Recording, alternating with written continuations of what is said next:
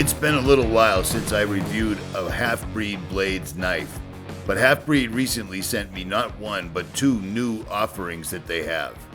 And one of them is a smaller version of this monster survival knife. It's a medium-sized knife. They have a whole lineup of these bad boys. And not only new knives, these guys are offering axes. Battle axes, breaching axes, and all types of small survival axes. So if you want to see these things, you're going to want to sit back, you're going to want to relax, and you're going to want to check this out.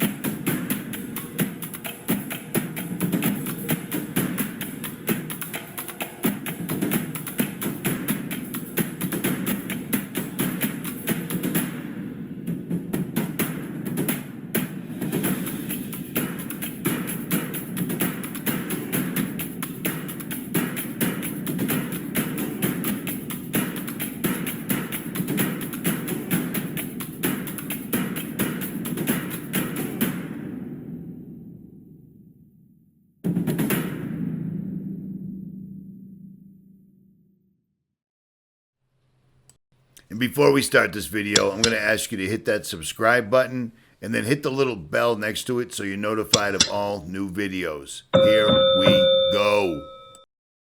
So starting back in 2019, Half-Breed Blades have sent me some knives for review. And I reviewed their LIK-01 large infantry knife as well as the LSK-01 large survival knife, which you're looking at right here. And it is an ornery beast. This thing is no joke. Half-Breed uses D2 steel. They use Austrian D2 steel, American-made Kydex. They give you multiple ways to fasten this to your backpack, to your waistband, etc. At any rate, we'll get into that. Now, the reviews for those particular knives are on this playlist called Gear Reviews. I'll leave a link below if you have not seen it. But with that being said, here's a little history. Half-Breed Blades launched the company in late 2019, and it has a sister company called Hardcore Hardware Australia. Their mission is to design and make pinnacle performance specialist hand tools with no compromise in materials or manufacturing techniques. They have a very diverse product range including fixed blades, survival knives, folders, axes, rescue emergency tools, and everyday carry. All their products are rigorously tested, etc., so forth, and blah, blah, blah. But let me tell you something. I've owned every type of knife you can possibly own. I carry a mixed Strider SMF every day of my life.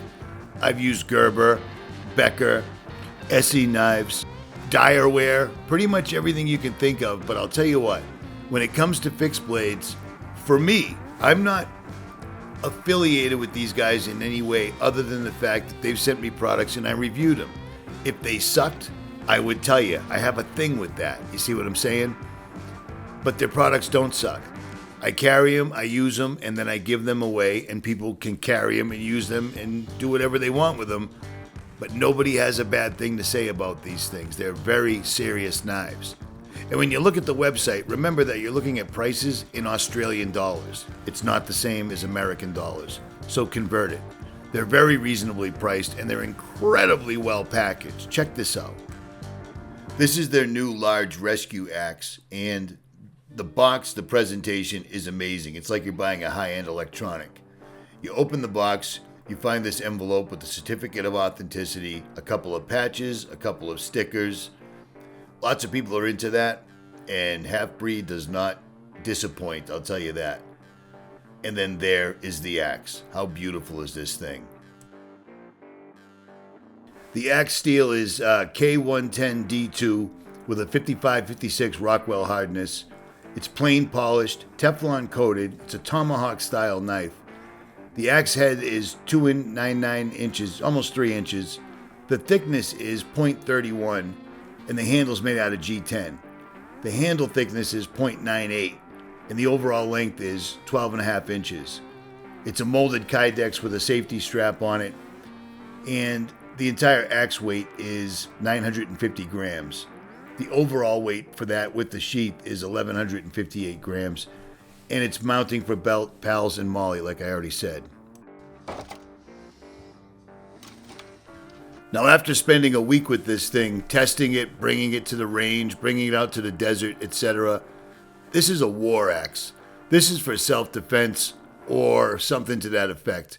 This isn't for splitting wood. You could, but this is made for self-defense in my opinion, and it belongs right here. This thing is such a stout, compact, sturdy blade. It fits on a 3-day assault pack by Mystery Ranch, as I'm showing you right now, perfectly. But this thing is for battle, or chopping through a door, or getting through sheet metal, because it's that stout. You can definitely use it as a breaching tool.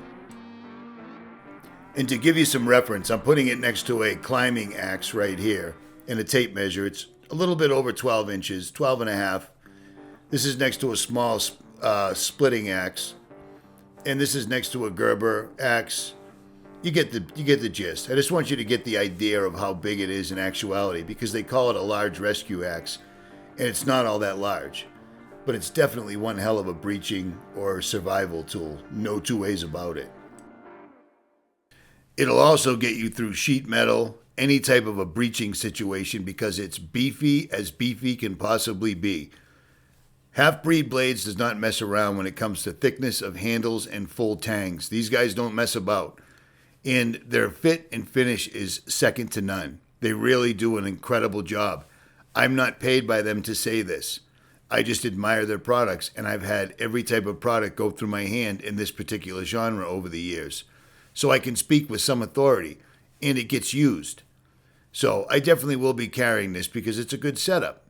They also offer a bunch of other axes and rescue tools in their repertoire, and you can check those out. Over the years, I've reviewed a lot of different types of gear, different pieces of gear, from knives to fire starters to backpacks to pretty much everything that has to do with living out of a vehicle for 4 to 6 to a 12-month period. And if it doesn't cut the mustard, you don't see it.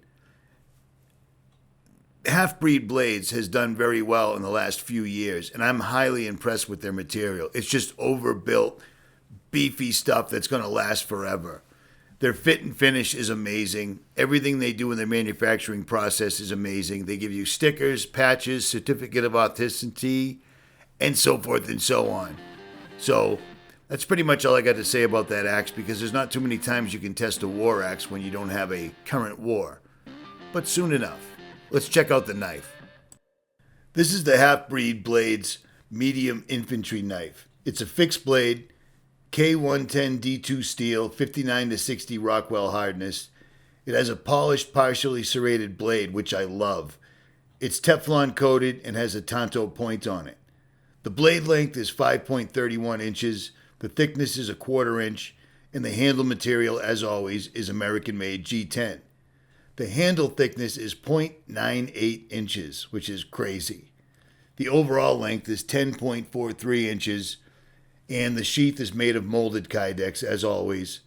The sheath weighs about 4.5 ounces, the knife weighs about 12.25 ounces, and the overall weight is 16.56. So it weighs a pound when it's on your waistband or it's on your backpack. This is next to a Gerber, and this is next to Half-Breed Blades large infantry knife. So you can see the size for the most part. I love American made, but I also love made in Japan, and I love made in Australia. And Half-Breed knives, compared to a Gerber knife or compared to a Becker, I would say that the Half-Breed is built just like a Becker knife. It just has a better design. They're just, I don't know, they feel better in hand. They're tough as nails, and the Teflon coating that's on them does not come off, which I love, because the worst thing in the world is owning a knife with a killer coating on it that only lasts until you actually use it. With these knives, that's not the case. Now, besides the axes, breaching tools, knives, etc., they also offer a full line of bolt-action pens that double as self-defense weapons, as you can imagine. What you're looking at right here is the TBP 01 tactical pen, and this thing would do damage. But it's also an awesome pen. And next to it, you're seeing the TW101 tactical pen, which is also a really well-designed writing implement and one hell of a self-defense weapon. If you had, look at the world we live in. Sometimes all you got is all you got. And this is one good EDC pen to have for many different reasons. But in a bind, you could definitely stave somebody off with this bad boy. It's a tactical bolt pen with a retractable bolt, an anodized body, a PVD clip, and it contains a Fisher Space Pen pressurized ink cartridge, which means it can write in the rain and upside down, which is awesome. It's 6061 T6 aluminum with a stainless steel pocket clip and a tungsten carbide glass breaker. It's about a 1/2 inch in diameter and 6 inches overall, and it weighs a little bit under 2 ounces.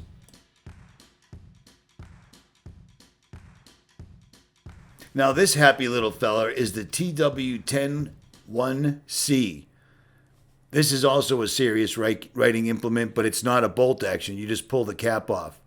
But it's made for self-defense as well as a writing implement. It's a tactical pen with a screw cap. It's anodized, PVD pocket clip, and it also has a pressurized ink cartridge.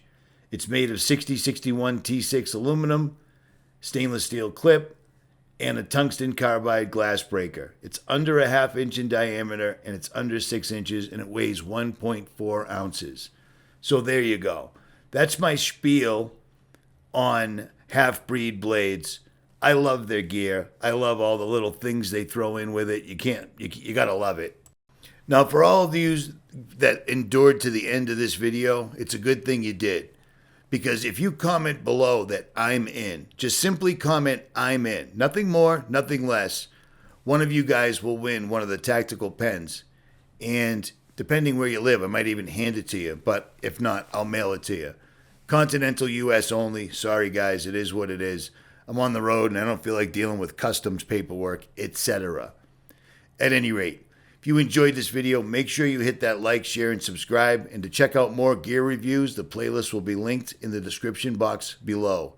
I am out.